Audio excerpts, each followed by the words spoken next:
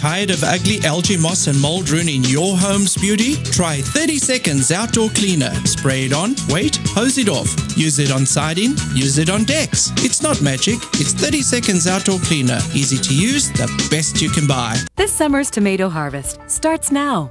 It's your one chance to start your seedlings in Black Gold Seedling Mix and give them the best environment for a healthy start. Every ingredient in Black Gold Seedling Mix gives delicate root systems what they need to grow and be strong for transplanting. You'll see the OMRI certification right on the bag. A successful harvest starts with a recipe for success. Black Gold Seedling Mix, sold only at local independent garden centers. For the one nearest you, log on to sungro.com.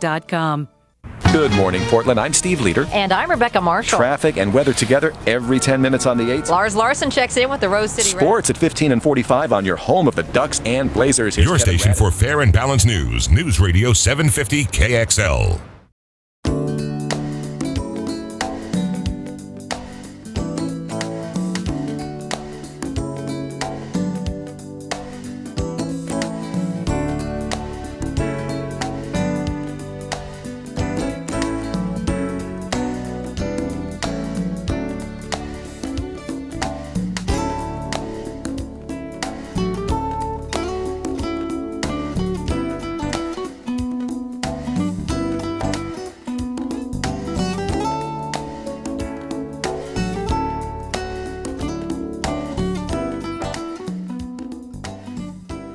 In the Garden with Mike Darcy is brought to you in part by Moen Machinery, Meta, the active ingredient in Corey's and Deadline, Black Gold, and Marquee, your casual living store.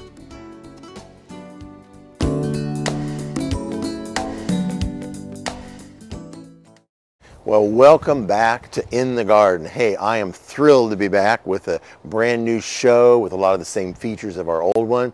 We're going to be visiting private gardens. We're going to be visiting events, my own garden, how-to segments, all kinds of fun things on this show. So I'm thrilled to be back, and I really need to thank KXL, my radio show, the people there, because they're the ones that really put it all together to make it happen.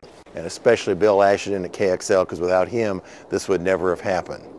It's winter time in the garden right now. We have Cody the garden dog is back again. He's thrilled to be back on TV, and I'm thrilled to have him here with us. But it is winter time. This is March, and you can see right here this mess, which I would call it. It's a hardy banana, and you probably recall seeing some shots of this in past shows where it was maybe 10, 12 feet tall. With this winter, it completely froze to the ground.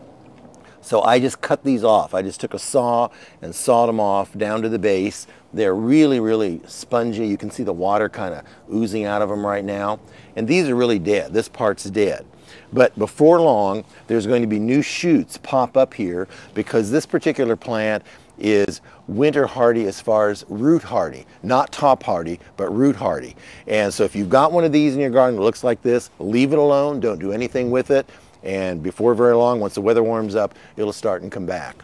One thing I was going to mention in my own garden, I have been working out in it. We've got a lot of slugs. I've been using my Corey's slug bait. You can see the box is pretty muddy. It's from my muddy hands on that. So it's a good time to put a little bait out around your plants, especially hostas that might be coming up or primrose if you just planted them, because believe me, the slugs are there in spite of the cold winter we've had. Some other plants that I just wanted to show you that we have in our garden. Some came through well, some not so well. But here's 3 pots that I just really wanted to highlight because I think it shows how things have gone through the winter, either positive or negative. This right here, this is Japanese forest grass. This is certainly not dead. I've just been negligent and I haven't cut it back yet. But what I wanted to feature in this pot is an olive tree. A lot of times we don't think olives grow here so well. This is done fine. It's been in a container. I love the foliage on it. You can see it kind of has an undertone, so you get kind of two shades of green on this tree. It's even actually got a little bit of new growth maybe coming out right here, which is surprising. But this has been out here all winter long, no protection whatsoever, and there's no sign of any burn on it. So it's really, really nice. I love that plant. All right, another plant that I wanted to mention This is in the bamboo family, and this is one that stays really low. Now this is actually in a pot. You can see the pot right here. So it's a really good container plant. And this is about 2 years old. And I thought it might be a little on the tender side, but evidently not, because it's been out here. This is the 2nd year, no protection, no cover, no nothing. And I love the way that it's just kind of come down like this and really covers up the whole pot. So it's a nice plant to put in the garden. If you're going to plant it in the ground though, you might want to put a barrier around it because it will run a little bit. And actually I should just point out here again, you can see how this was just one plant and it has spread over here in this pot. So it's a great plant for a container. So one you might want to think about because it stays green all year and doesn't get too tall. Another one I wanted to mention is this Australian bush mint right here. Now this plant is one that I've actually had freeze in the garden before, but this winter it did not at all, and I got no damage on it whatsoever. It's a really great plant because it'll bloom about April with blue flowers all over it, and the stems on here, if you rub your hand across them and smell them, they're very, very fragrant. So it's a great plant for the garden. I would highly recommend it in a container because it looks so nice. And you can see the trunk on here. It has kind of a reddish cast to it. Very, very nice. It's also in a pot. And then at the bottom there, I have some black mondo grass, which is nice. So this has been in full sun all summer long. Australian bush mint. Great plant for spring color, early bloom, blue flowers, and wonderful fragrance. So there's just some things in my own garden that have gone through the winter quite well, and as I'm sure all of you are, I am awaiting spring to arrive.